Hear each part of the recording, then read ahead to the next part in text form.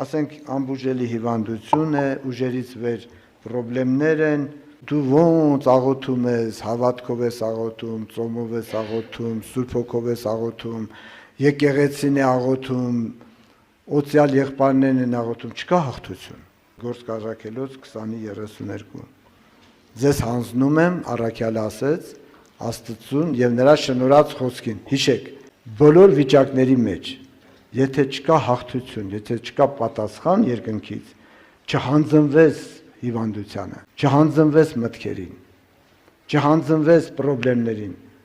բոլոր վիճակների մեջ հանձնվի Աստծո խոստումներին։ Սա քո հաղթությունն է, սա քո ապահովությունն է, սա քո ցանկապատն է,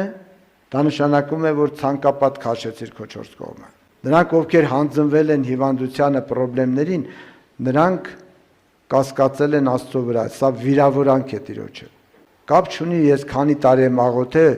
ու բժշկություն չկա, հանձնվում եմ Տիրոջ խոսքերին եւ դավանում եմ իմ շուրթերով։ Խելքս չի հասնում, բայց քո խոստումները այո եւ ամեն են։ Այստեղ սատանան պայթում է այստեղ, դառնում է մռնչող առյուծ։ Ինչ է գրված, որ սատանան մռնչող առյուծի պես կպտտի։ Ոնց որ թե վախենալու է, չէ, վայ աման, հանգստացի, մռնչող առյուծ մի դառի, վախենում ենք, բայց դա իր պարտության նշանն է։ Ուղղակի ուզում է վախացնի, որ վախով բռնի քեզ։ Ուրեմն ինչի է սատանեն դառել մռնչող առյուծ, որովհետև ինքը տենում է, ում վրա որ հարձակվել է, մահկանացու մարդիկ են, երիտասարդ են, թե ծեր են, հողեղեն մարդ են, հրեշտակ չեն, բայց իրան հակառակ են։ Այնքան հակառակ են, որ ինքն անգես ստրեսի մեջ։ Դա դեպրեսիոն վիճակ է, ստրես է տանում սատանան, ինչու, որտեղ հասարակ մահկանությունները ասում են սուտ ես խոսում։ Ես քո հետ համաձայն չեմ։